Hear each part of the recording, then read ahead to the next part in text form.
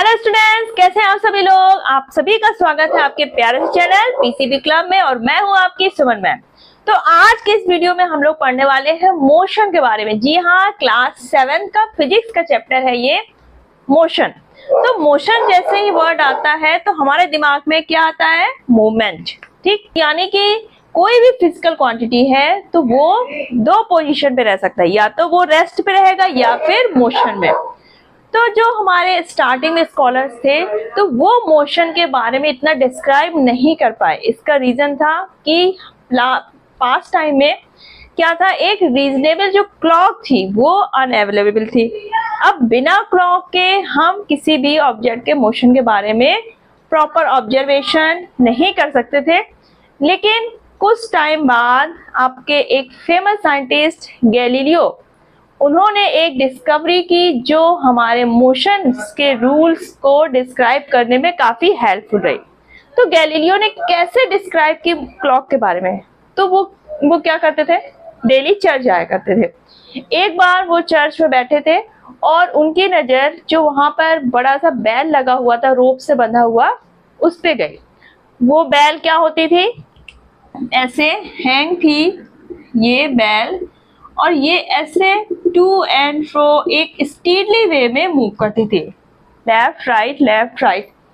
उन्होंने क्या किया, इस बैल की जो रोप की मूवमेंट थी तो इसकी मूवमेंट को उन्होंने कंपेयर करना शुरू किया अपनी पल्स से।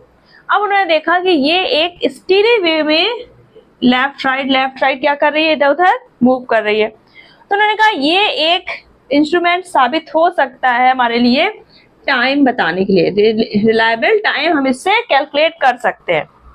और इस तरह से उन्होंने एक पेंडुलम क्लॉक का डिस्कवर किया। अब उसके बाद क्या हुआ, अनफॉर्चुनेटली वो ब्लाइंड हो गए। तब उन्होंने अपने बेटे विंसेंसियो को इसका स्केच बनाने को कहा और वो डिस्कवरी फिर उन्होंने अपने बेटे से कहा कि इसको आगे बढ़ाए। यानी कि हमारी जो क्लॉक का डिस्कवरी हुई वो किसने की? गैलीलियो ने। ठीक है, इन्होंने हमारी क्लॉक डिस्कवर की। After the discovery of clock, Isaac Newton, ये साइंटिस्ट थे जिन्होंने हमारे मोशन के रूल्स और इसके ऊपर कौन कौन से फोर्स एक्टिंग करते हैं, कोई ऑब्जेक्ट है उसकी क्या मोशन है, वो कैसे मूव करती है और उसमें हमारे कौन कौन से फोर्सेस लगते हैं, इसके बारे में जो लॉज दिए थे वो किसने दिए थे? सर इसाक न्यूटन से। तो इन्हीं के लॉज के बेस पे आज हम लोग जानेंगे कि व्हाट इज मोशन। अब हमारी कोई भी ऑब्जेक्ट है तो वो या तो रेस्ट पे होगी या तो मोशन में होगी। तो what is the definition of motion? अब अगर कोई भी ऑब्जेक्ट है, हम उसको देख रहे हैं, अगर उसकी पोजीशन टाइम के साथ चेंज नहीं हो रही है तो हम क्या बोलते हैं कि वो ऑब्जेक्ट रेस्ट पे है। जैसे आप बैठे हुए हैं, टीवी को देख रहे हैं, कोई मूवी देख रहे हैं या आप मेरा वीडियो देख रहे हैं, तो आप उस समय क्या है? रेस्ट पे हैं। लेकिन जब आप खेल रहे हैं या साइकिलिंग कर रहे हैं या स्विमिंग कर रहे हैं तो उस समय क्या है? हम मोशन में होंगे, क्योंकि हमारी पोजीशन टाइम के साथ क्या हो रही है? चेंज हो रही है। तो यानी कि अगर पोजीशन हमारी टाइम के साथ या रिस्पेक्टिव ऑब्जर्वर के रिस्पेक्ट में किसी ऑब्जेक्ट की पोजीशन चेंज हो रही है तो वो क्या है? मोशन में है। और अगर वो पोजीशन चेंज नहीं कर रही है तो वो क्या हो जाएगी? रेस्ट में। How can we define motion? तो motion is the change in position of an object with respect to time and observer. यहाँ पर किसी भी ऑब्जेक्ट की जो पोजीशन है वो किसके रिस्पेक्ट में चेंज होती दिखेगी आपको? With time and observer. यानी कि हमारी मोशन कैसी है? Relative, it depends on the observer.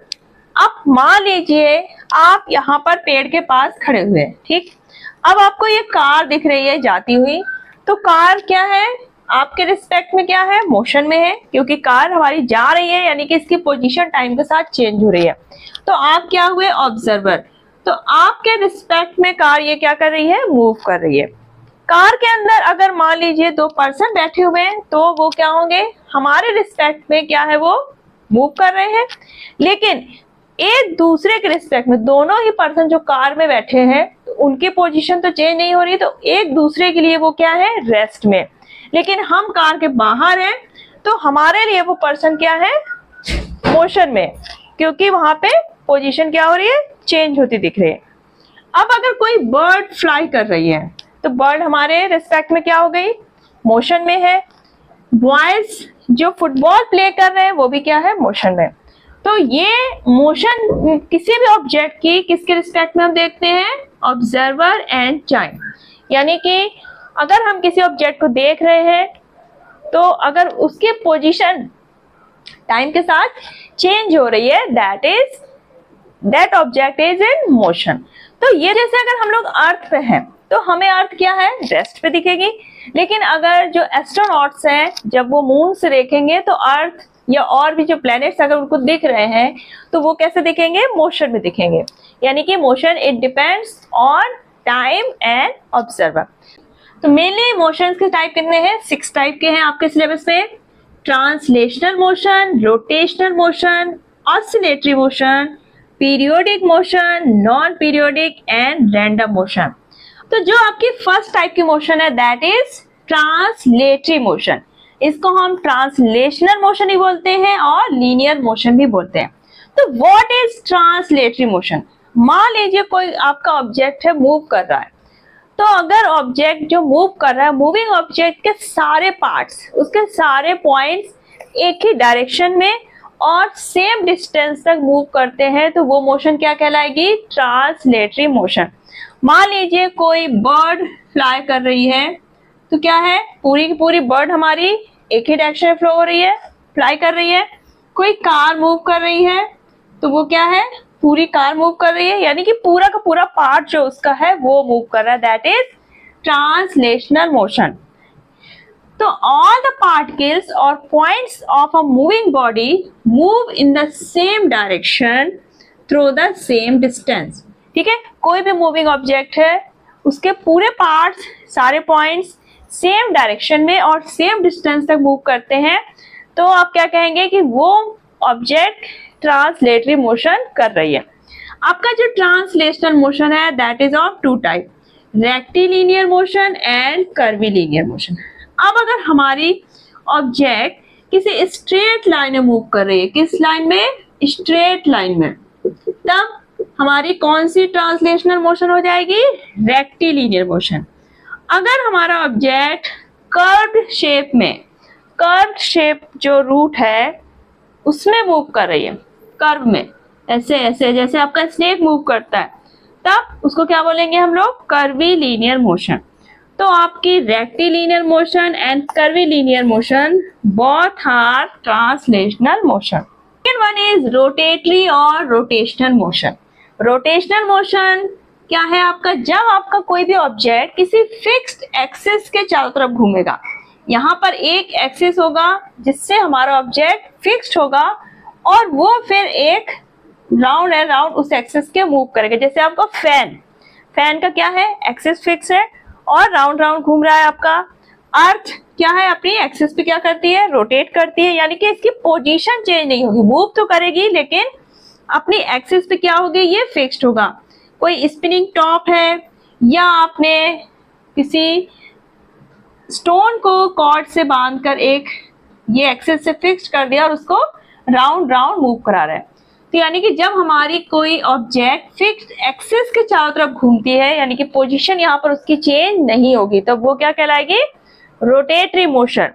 अब अगर हमारा ये है व्हील, जैसे आपका कार का हो गया है, साइकिल का, तो ये हमारे 2 मोशन दिखाते हैं। एक तो आपका रोटेटरी मोशन, क्योंकि ये व्हील क्या हो रहा है, एक्सिस पे घूम रहा है, तो ये तो हो गए रोटेशनल मोशन। अब ये स्ट्रेट लाइन में भी हमारी कार मूव कर रही है, तो यानी कि व्हील ट्रांसलेटरी प्लस रोटेशनल दोनों ही मोशन को शो करेंगे। सेम ऐसे ही जैसे साइकिल का व्हील है तो ये भी क्या हो रहा है, ट्रांसलेटरी के साथ साथ हमारी रोटेशनल मोशन भी क्या करेगा, शो करेगा। थर्ड मोशन है आपका ऑसिलेटरी मोशन।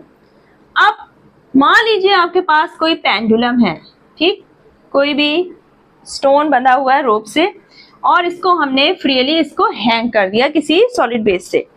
अब अगर हम इसको थोड़ा सा यहाँ तक लाते हैं और इसको लीव कर देते हैं तो हम देखेंगे क्या होगा, ये टू एंड फ्रो इधर उधर क्या करेगा, ये मूव करता रहेगा और फाइनली बाद में क्या होगा, वो अपनी स्टार्टिंग वाली पोजीशन पे आ जाएगा, रेस्ट पे। तो ये जो स्टार्टिंग में हमारा क्या है, अभी ये रेस्ट पे है, दैट इज मीन पोजीशन। और जब हम इसको थोड़ा सा मूव कर देते हैं, पुश कर देते हैं, तो ये क्या करता है, इधर उधर इधर उधर to and fro like a pendulum move करने लगता है। तो ये मोशन इसकी क्या कहलाती है, oscillatory motion. A body moves to and fro about its mean position, यानी कि ये क्या है आपकी मीन पोजीशन। मीन पोजीशन के टू एंड फ्रो डायरेक्शन में जब ये मूव कर रहा है तो ये क्या कहलाएगी, इसकी ऑसिलेटरी मोशन।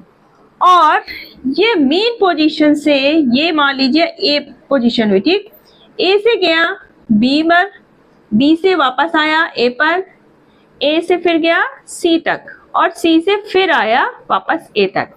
तो यानी कि ये एक पूरा क्या हुआ, a complete oscillation. Starting point mean position A to B, B to A, then A to C and again at A. तो मीन पोजीशन पर जब पूरा एक कंप्लीट ऑसिलेशन करके आ गया, तो ये जो टाइम पीरियड होगा, ये वन ऑसिलेशन को कंप्लीट करने में जो टाइम लगेगा, दैट इज टाइम पीरियड।